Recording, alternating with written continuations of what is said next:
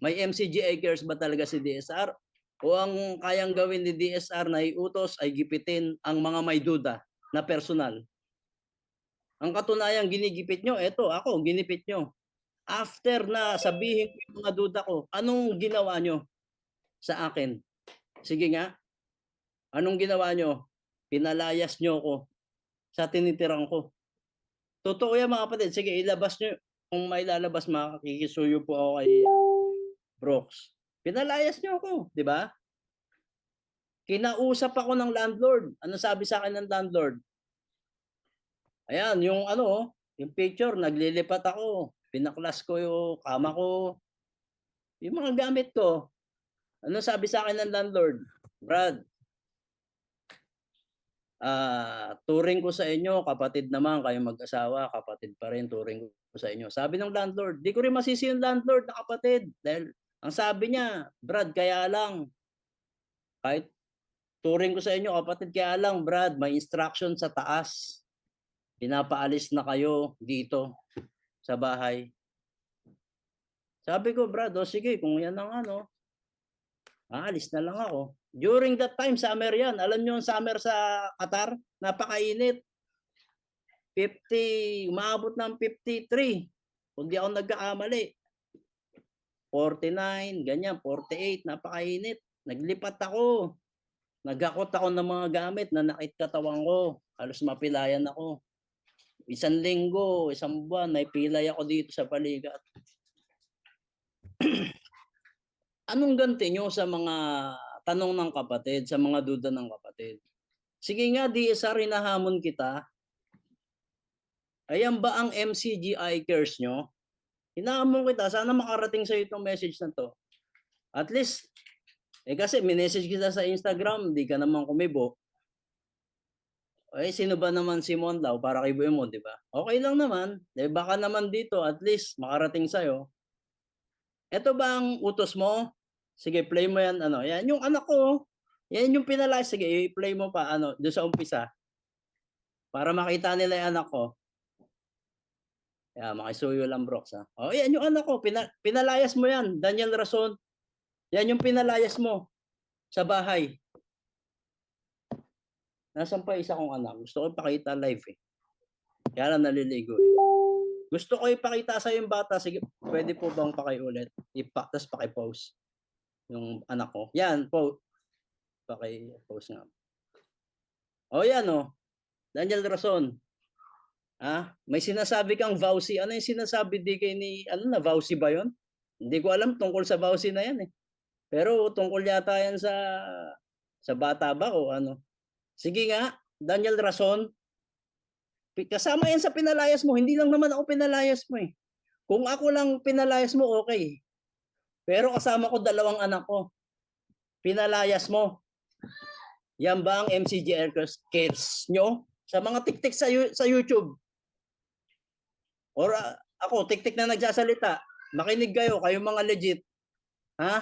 Sa YouTube, sa Instagram, etc. Sa Instagram, sa ano ba tawag dito? TikTok. Oh, hindi kayo mga tiktik, di ba? Ako yung tiktik, di ba? Oh, ayan yung anak ko, pinalayas nyo. O ano? Tiktik kami? May tanong lang ako sa faith. Anong klaseng tao kayo? Tao? Ano? Tao ba kayo? Tingin nyo sa mga sarili nyo.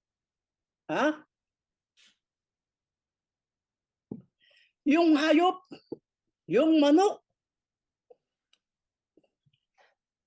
yung sisiw niya, pag ginanti mo yung sasabungin ka nun eh. Sige nga, kayo lahat, may anak kayo. Kantiin yung anak nyo. Yung aso, kahit aso yun, yung baboy. Kung ano mo anak nun. Anong gagawin sa inyo ng baboy? Dudunggaling kayo. Yung aso ka, agatin kayo nun. Yung manok, sasabungin kayo. Pag ginalaw niya yung anak nun. Mga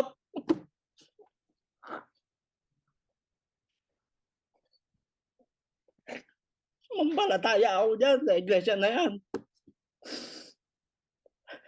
Hindi ako sumampalataya dahil sa pakinabang. Sa aral ako sumampalataya. Ayan, igaganti nyo. Porket we have different faith now. Yan ang ganti nyo. Personal. Bakit ganon? Ha? Tanggalin nyo na yung Biblia.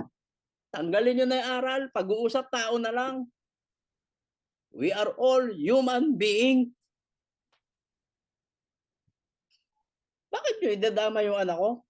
Huh? Ha? Anong klaseng mga...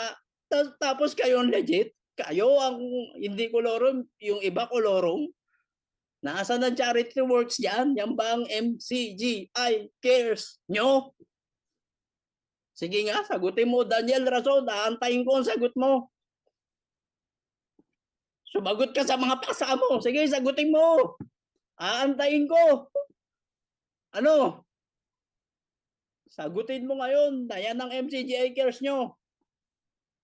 Ako, yung demanda na yan, mahaba pa yung Brooks eh. Si Brad Willie nga, Santiago, yung pamilya niya, anong ginawa nyo? Mas malala ka niya, hiniwalay nyo anak niya, hindi niya nakita, ilang taon na. Eh ako, pinalayas nyo lang ako.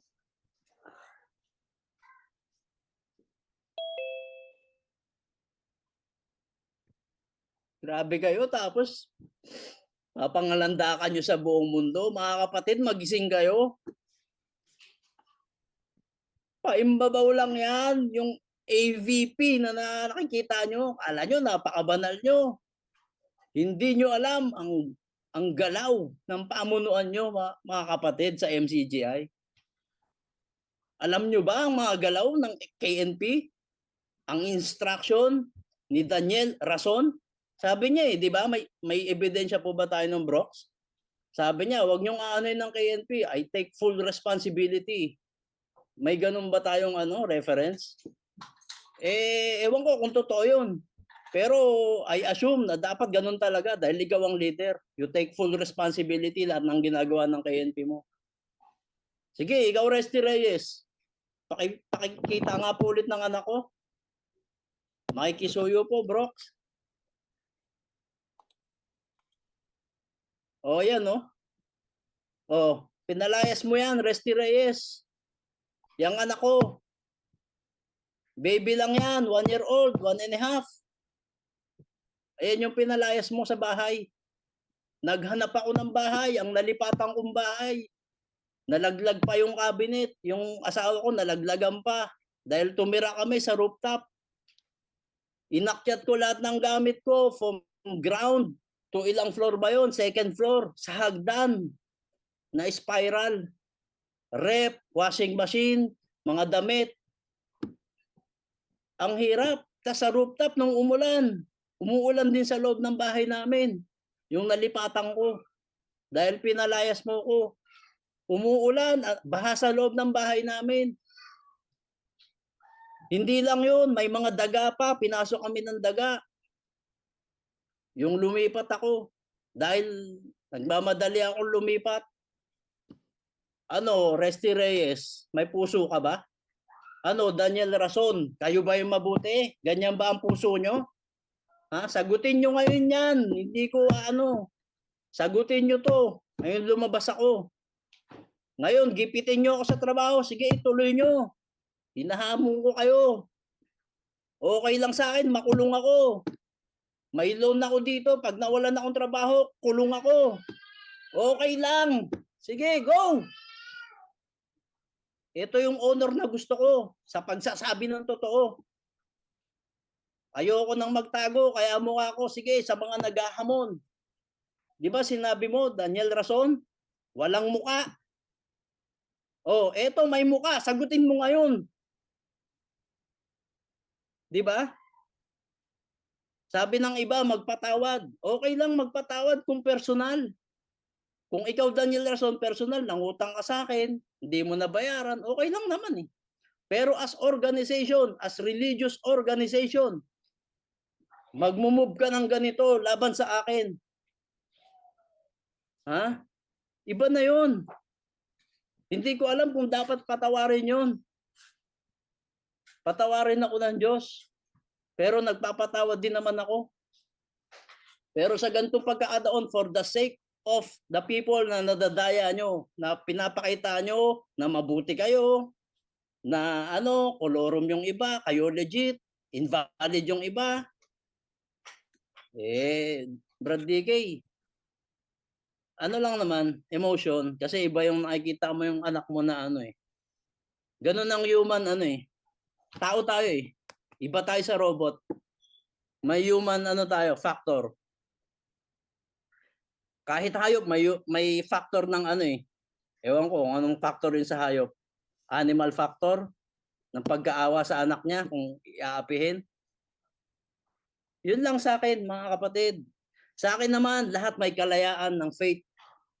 Brad DK, kung maniwala si Brooks sa agnostic or sa atheist, kalayaan niya yun. Kung maniwala si Daniel Rason na i-block yung kalayaan niya yun. Pero para gipitin ka, ewan ko kung kalayaan pa yun, na because of different in faith, gipitin ka, palayasin ka sa bahay mo, at gapangin, napaalisin ka sa trabaho mo. Bigyan ng instruction yung boss mo, napaalisin ka. Ewan ko kung kalayaan pa nila yon. Kalayaan din siguro. Kalayaan naman na gumawa ng masama, di ba? Tama, kalayaan pa rin na gumawa ng masama. Di gawin nyo lang yan. Ako, hindi na ako natatakot ngayon. Kasi dati medyo takot pa ako eh. Pero ngayon, ewan ko lang. Kulong niyo ako. Wala namang Kung makulong ako. Si Willie nga nilayo nyo na yung anak niya. Tapos pinakulong nyo pa. Ewan ko lang, bandang sa huli, bahala na, ako naniniwala naman na may Diyos pa rin, mga kapatid. Pero hindi sa organized religion. Pasensya na po kayo sa mga nag-i-invite sa akin. Hindi na po ako sasali sa organized religion dahil maraming conflict eh. Lahat nagsasabi ng totoo, kami ang totoo. Hindi, ito ang totoo sinasabi ko. Hindi, ito, totoo kami, debate, tama. Ito naman, debate, mali. Mas maganda siguro, antayin na lang natin yung Diyos talaga.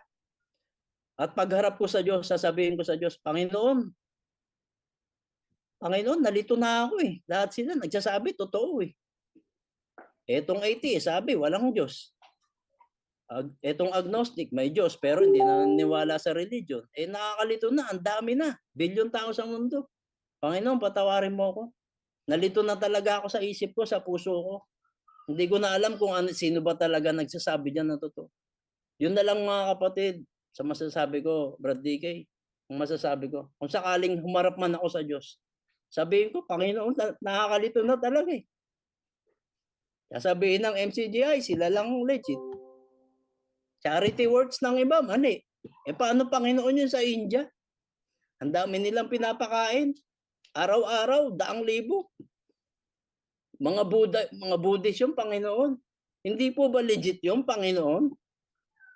Tumulong sa kapwa-tao, si Mr. Beast. Tumulong sa tao. Panginoon, hindi po ba legit yun? Ganun na lang, Brad DK. Siguro ang ko dyan. Pasensya na mga kapatid sa emotional Oo. Badmon, alam mo, kanina pa rin ako dito sa pagkakaupo ko ng, hindi ko alam mixed emotions eh. Yung iba rito, ang daming nagpapaabot sa'yo, Bradmon. Para lang sa kaalaman mo, Bradmon ang daming nagpapaabot sa'yo ng pakikisimpatya. Sabi nga nung nandito, naiiyak ako dito sa sinasabi niya. Grabe, ang sakit sa puso.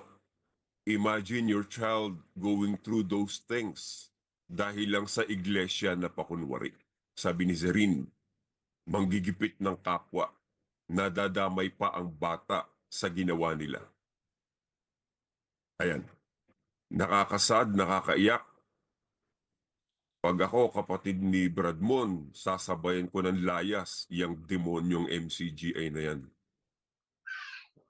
Ang dami rito na mga comments, MCGI, promoting love, pero miyembro malupit, pati sa bata ay dinadamay.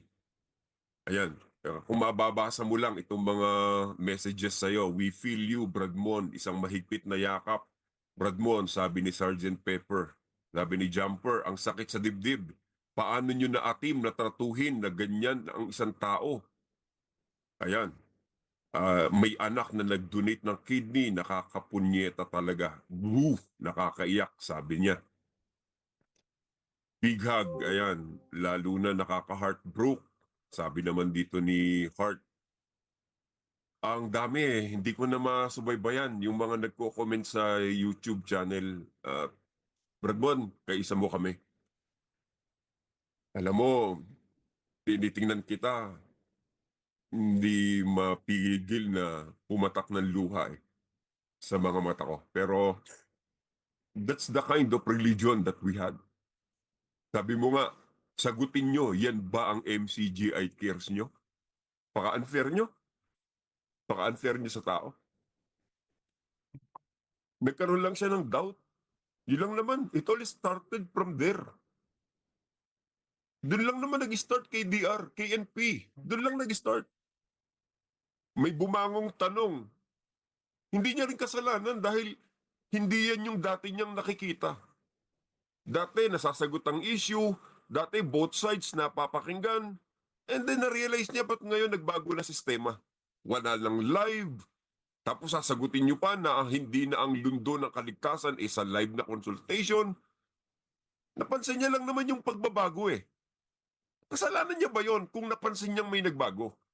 And then tinanong kayo, KNP, worker, sinarili lang ng tao. Sarili niya lang. Hindi niya sinabi sa asawa niya, hindi niya sinabi sa kina Brad Jerry. Pero ano ginawa niyo? Sinuspindi niyo. Is that sufficient reason para suspindihin niyo agad yung tao? Sapat na dahilan dahil nagkaroon lang ng duda tanong? Hindi ba dapat sagutin niyo ang tanong sa halip na suspindihin niyo? At mantakin niyo ang pagsususpindi niyo? Bradmon, inuulit ko lang, gusto kong linawin. Nung sinuspindi ka, paano pagkakasuspindi sa'yo? Bawal kang pumasok sa lokal, bawal ka ring bigyan ng Zoom. Tama ba, Bradmon? Yes, bawal po lahat. Bawal pumasok sa Zoom, bawal pumunta sa lokal, suspendido, bawal mag-abuloy. Yun po. Tapos sinabi ko siya, paano ako dadalo? Sabi ko. Dun sa asawa mo, sa Zoom ng asawa mo, dumalo ka. Pero wag mo lalagay pangalan mo doon sa chat, sa ano. Sabi ko po, sige po. Kaya lang, itong bandang huli, ayaw na rin maniwala nung asawa ko. Dahil mismo sa pinaggagawa nila pinaalis kami. Paano maniniwala pa yung asawa ko? Pinaalis nyo kami. Tapos ngayon, gusto nyong gapangin sa trabaho. May instruction na patalsikin ako. Maniniwala pa ba yung asawa ko sa inyo? Bago yung patalsikan sa trabaho, ibang issue pa yan ha. Ang nilalatag pa lang natin dito, Bradmon ha. Una, yung pagbibigay mo ng kidney sa out of mabuting kalooban mo ano. And then, here comes another instruction. Try to imagine that. Brad Jojo, yun yung nag-approach sa'yo at nagsabi, Bradmon. Tama? Tama po. Yun yung... Mabait na tao yon si Brad Jojo Hupio. Mabait na tao yon sa pagkakilala ko. Mabait po si Brad. Andiyan ka ba, Brad Jerry? Brad Jerry, andiyan ka ba? Opo. Brad Jerry, andiyan ka? Digay, Oo. opo, nandito ako, Digay. Ano pagkakilala mo kay Bradmon, yung inyong mayordomo doon sa pinagkakatirhan ni Bradmon lang? Ang pagkakilala ko po dun sa kapatid na yun, napakabait po nun. Actually, matagal po kaming magkasama. Lahat ng bilang na nilipatan namin, magkasama po kami nun. Mabait po yun. At saka ano po siya, nadala lang po talaga sa ano yun, ang nang utos galing sa taas. Ayan. May papatotoo si Vlogcaster, mabait yon, sabi niya, Brad Jojo Hupio. KNC ko anak nila, matulungin kapatid. Totoo yun, matulungin yan si Brad Jojo Hupio. Yung sinabi ko sa inyo nung nakaraang podcast, na nag-abot sa amin, 60,000, 70,000 reals. Tanong nyo kay Brad Jojo, siya po ang nag-loan nun. Itinulong niya yon sa gawain. But Jerry, Nung anong lokal yung pagkatapos natin sa Mushireb? Yung malapit sa may Ah, Najma? sa ano po tayo, sa Binumran. Hindi pa yon, hindi pa yon. Yung malapit sa may Najma, sa may cheese. Yung, Opo. Nakalimutan ko yung Hilal lugar ba eh. yon, Pero Hilal? Hilal po, sa Oo, Hilal. yun, Hilal. Opo. Doon inabot sa akin ni Brad Jojo Hupio yung kanyang tulong na, di ko na lang ma-recall exactly, 60,000 or 70,000 Qatari Riyals. Brox, mga magkano yun? Multiply mo nga sa 15. Yung itinulong ng Jojo Hupio, mabait na kapatid yon. Yun yung mayordomo na katiwala ng bahay ni na Bradmon. Nilapitan si Bradmon para paalisin sa tahanan. Walang magawa si si Brad Jojo sa pakikipag-usap niya kay Bradmon. Bakit? Utos daw yon ng nasa taas. Sinong nasa taas yon, Bradmon? Pagkaalala ko, nilinaw niya sa akin KNP, Resty Reyes. Ah. Mabait na tao si Bradmon, napilitang sumunod dahil sa utos ni KNP Resty. Paalisin. Brox, ilagay mo uli yung bata para makita nitong mga damuho na ito kung gaano kasasamang budhi ang mga tao na to. Yan ang MCGA cares nyo. Yan ang pinalayas nyo sa kasagsagan ng tag-init sa Qatar. Umaabot ng 48 to 53 degrees Celsius. Pinalayas nyo yan. Ngayon, ito yung nagsasabi sa akin. Bradmon, may tanong dito. Nun ba ikaw ay umalis? May mga tumulong ba sa'yo that time? Or baka naman di nila alam na ikaw ay umalis? Wala pong tumulong sa akin. Wala akong maalalang tumulong. Nag-arkila lang ako ng ano nun, yung mga Indiano ba yun? Tsaka truck. Pakistani. Ewan ko, Pakistan, di ko Mga mukhang patan. Trabaho ng Indiano. mga patan yun eh. Mga patan usually, may Pakistan, may Indiano, parang mix Oo. siya. So, ikaw Tapos lang in fairness naman dun Tapos, sa ano, kasi may comment dito, DK, saglit lang, sige. maano kayo. Kasi may comment kasi sabi niya, in reality, hindi mabait si Brad Jojo. Ano Brad, minsan kasi gipit ka sa circumstances. Yung Brad Jojo kasi may pamilya din siya, may mga anak. So minsan kasi, gipit ka eh. Nandun ka sa ano, kailangan minsan nagipit ka, sumunod ka sa instruction. Kaya hindi ko naman sinisisi din si Brad Jojo. Talagang naano lang siya, Brad. Mabait po talaga yon. Kaya lang, siyempre, instruction sa taas, may pamilya siyang kasama doon. Buong pamilya nila, MCGI. So, ano, dapat you should take into consideration din yung sitwasyon. Hindi lang natin titignan on one side na si Brad Jojo lang. May kasamang bata rin. Naintindihan ko rin naman siya. Yun po. Oo, kasi hindi naman kikilos yun ng walang instruction eh, from KNP Resty eh. Kasi sabi mo nga kung siya sa kanya lang, hindi niya gagawin yun eh. Di ba, Bradmon, tama ba? Opo. Ayan si Brad Jerry nagpapatotoo. Archer, anya ka ba, Archer? Archer, andyan ka ba? Sige nga, kumamada ka nga. Nagkakita kayo nito eh. Si Brad Jojo eh. Magpatotoo ka nga kung gaano mo kakilala at ano masasabi mo sa Hello kanya. guys. Sige. Hello. Well, hindi naman kami naging close, pero masasabi ko okay naman siya as a person. Wala naman siyang issue na kahit ano.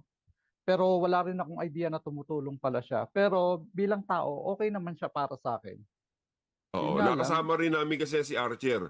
Pakilala na ba kita, Oo. Brad Archer, kung sino ka? Sige lang. Oo. Wala Oo. naman akong pakialam. Sa lahat ng mga nakikinig dyan sa Qatar, sana idilat nyo mga mata nyo. Siya si Brad Hernan Saligan. Yung mga Talagang nakikinig nilasting dyan. na. Ha? Wala. Yung mga Okay nakikinig lang. dyan, mga dati niyang kasama sa KKTK. Brad Saka Hernan sa Saligan. Yes. Ayan. Kumusta kayo guys?